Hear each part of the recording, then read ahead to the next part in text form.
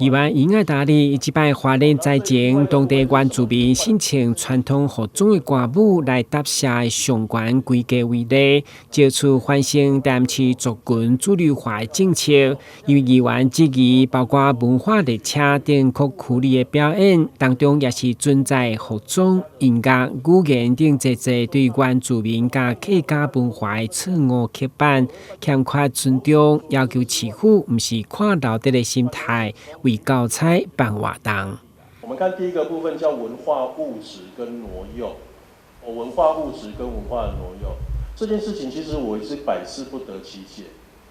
因为这个问题我已经讲了非常非常多次了，包含我们在区里，包括我们在社区各个局处会办活动的时候，总是会有一些莫名其妙的穿着，莫名其妙的音乐，然后就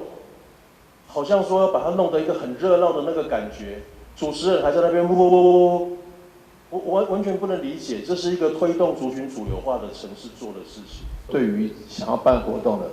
不是为办而办，不是为应付长官而办，就是真的自己去了解这个。像您是首长，也不要说好像每次参加这种原住民或客家相关的活动，一到了现场，幕僚拿了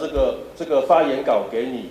身边的人帮你穿上客家的原住民的背心。这样就交差了事了，不是这个样子。您自己也是客家的族人族裔嘛，对不对？我想怎么样让我们自己的族群被看到，这个是很重要。我父母亲有客家人，是啊，是客家人，大家都知道，您客家话在发言致辞的时候，偶尔露出来的客家话，也是让人家惊叹不已啊。